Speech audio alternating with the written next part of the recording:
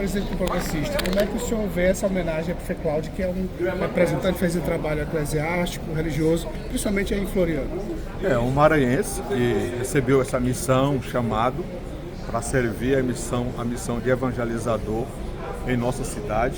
Um homem realmente muito dedicado, de muita fé, de grandes obras também estruturantes da Igreja Católica na nossa cidade, querido realmente do povo de Floriano, e uma bela e justa homenagem ao nosso querido Frei Cláudio. Parabenizar o deputado Marcos Vinícius, parabenizar toda a Assembleia Legislativa por essa homenagem a esse cidadão que conheço de perto, que é da nossa paróquia em Floriano e que sei do seu trabalho, da sua missão, que ele se dedica com tanto carinho. Muito justa essa homenagem. Agora, para a gente falar um pouquinho de política, as lideranças do Progressista, elas estão um pouco incomodadas com essa demora da definição do nome.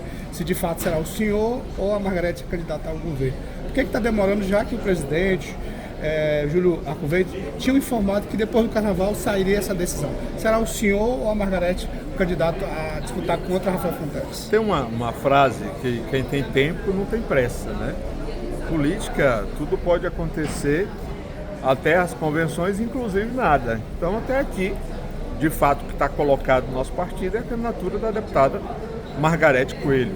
Há um sentimento que parte realmente do povo, de lideranças, no sentido dessa possibilidade de discussão ainda sobre essa candidatura do Progressista, que internamente isso ainda não aconteceu, né? Passou do tempo? Não, porque nós temos um nome colocado. É possível ter alguma mudança, se for necessário. Se for ter essa mudança, não passamos de prazo ainda, porque tem ainda muito tempo para isso. O partido tem pesquisas internas para avaliar quais são os nomes viáveis? O que a gente entende nesse momento de pesquisas, tanto quali como quantitativa, é mais no sentido de perfil, é mais no sentido do que realmente as pessoas esperam desses nomes, qual o nome mais competitivo, não é o nome melhor dentro dessa disputa.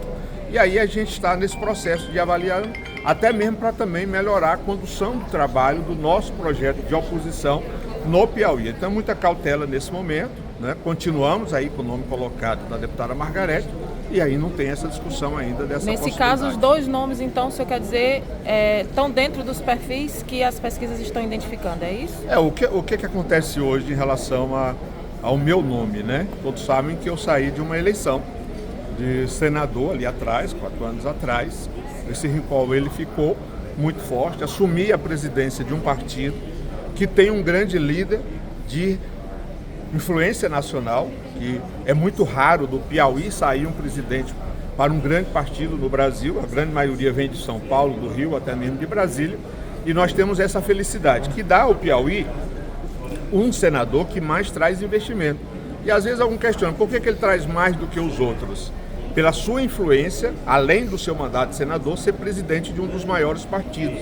E sempre coloca nessa discussão, em primeiro lugar, o Piauí e os piauienses. Por isso que ele traz muito mais recursos. Eu sempre estive presente no Estado, ora na organização do partido, na representação partidária, mas também representando o senador, que é muito maior do que o nosso partido no Piauí. E aí, com o resultado da eleição, com a minha visibilidade presente, a deputada Margarete está numa missão grandiosa que é no Sebrae em Brasília, se torna um pouco mais ausente do que o meu dia a dia no Piauí. Não tem como também não ser um nome lembrado para este momento, mas que não é uma candidatura de si próprio, ninguém pode querer impor qualquer tipo de candidatura, é uma discussão bem ampla e a gente continua com o nome colocado da deputada Margarete. E para quem faz essa crítica que é recorrente de que o senador Ciro não prioriza, a única candidatura majoritária que ele prioriza é a dela, que não está realmente priorizando a majoritária para governo.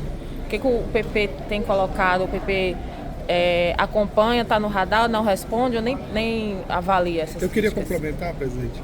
Se as pesquisas internas apontam o seu nome, as lideranças do Progressista e da oposição querem o senhor, não sendo o senhor o candidato, se confirma uma informação de bastidor que há um acordo do Ciro com o Rafael para uma candidatura que não vai fazer, vamos dizer assim, medo ao governador Rafael Fonteles, em contrapartida, o governador não vai pressionar os prefeitos que votarem no senador Ciro Nogueira?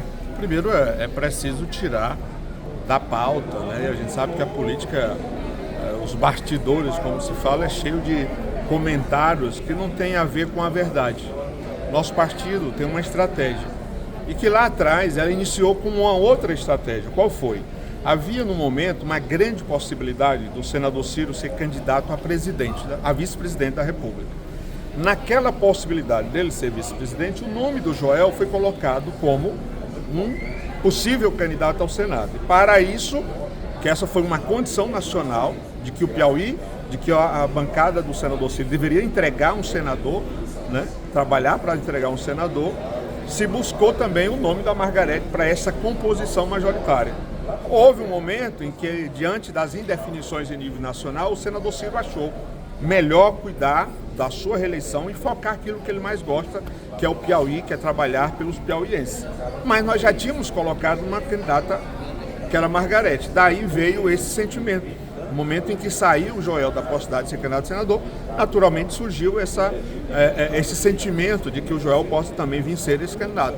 Isso vai acontecer essa discussão, vai ter essa mudança, um acordo, então. Né? Então não tem essa discussão internamente. É lógico que não se faz política sem ouvir quem decide. A gente precisa respeitar, mas a gente está avaliando todos os pós e os contras, e se tiver que ter uma decisão, vai ser de forma clara, transparente. Agora, uma coisa fica certa: o senador Ciro não tem nenhum tipo de acordo em relação a esse tipo de conversa que é colocado na mídia, em que ele venha a ter qualquer tipo de entendimento com o governador ou com o presidente.